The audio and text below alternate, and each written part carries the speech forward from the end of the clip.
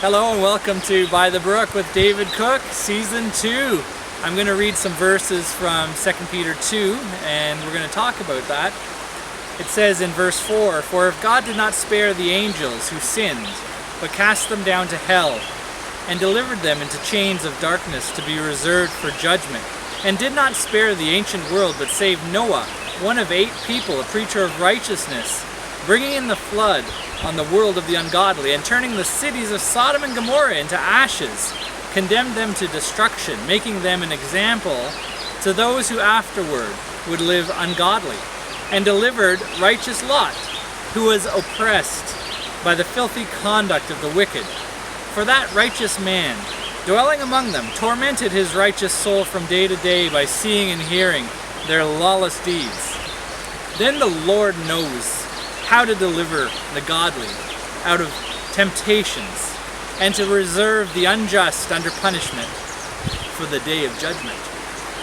We hear a lot of criticism of Lot. We think of how he parted ways with Abraham and went off to live in that corrupt, degenerate city of Sodom, how he stayed there for so many years and raised his family in that wicked environment, 2 daughters, and how that environment utterly corrupted his own family. His wife, she could not keep her focus on the Lord. She looked back when she was departing the city to escape judgment. She looked back longingly, and she was turned into a pillar of salt. And of course the story of Lot's 2 daughters and their corruption, their corrupt thinking later on as they were with Lot and committed sexual sin with their father, getting him drunk.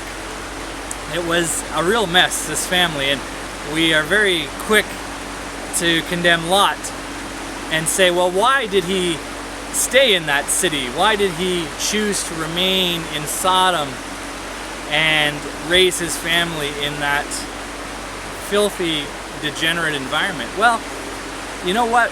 I think today we're really all Lots in this society and culture that we live in. We don't have to go to Sodom.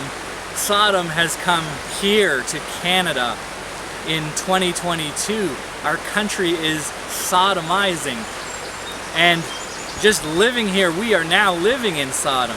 We are raising our families in Sodom.